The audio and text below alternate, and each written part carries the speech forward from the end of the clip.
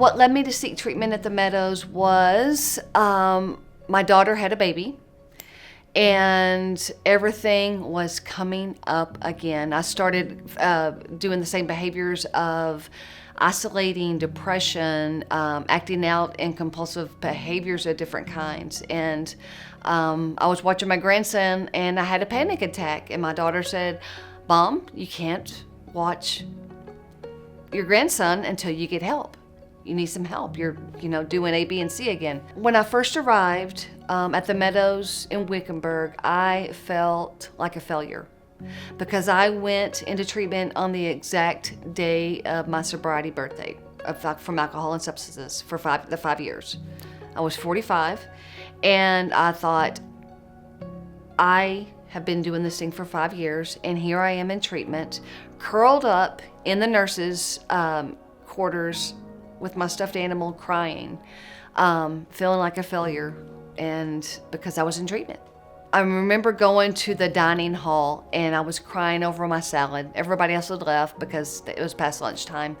And this one lady came up to me, sat next to me, and she said, "Can I put my hand on your shoulder?" And she put her hand on my shoulder, and I melted with her softness. And I just felt like, it's gonna be okay, I'm not alone. I'm not alone. And I just settled in and felt at ease at that point. The lectures were super impactful for me. I got to dive deeper into Pia's model of developmental model of immaturity, and that was powerful for me. I was very athletic growing up. My therapist said, "Okay, you need to go play volleyball. You need to have fun." And I was like, "I don't want to play volleyball." And I went play volleyball and had so much fun. Because I had fun, and I started connecting with other people, and that was really powerful for me in my recovery.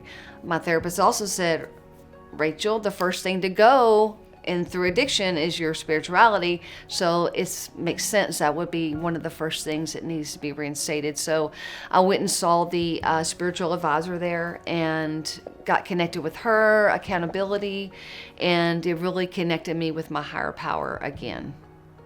It was one morning, and I was feeling less than.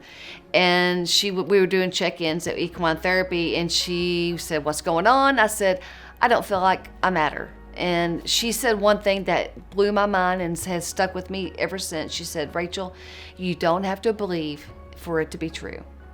And I was like, it is true. I don't have to believe it. I don't have to feel it. It's just a fact that I have value and worth, and my life matters.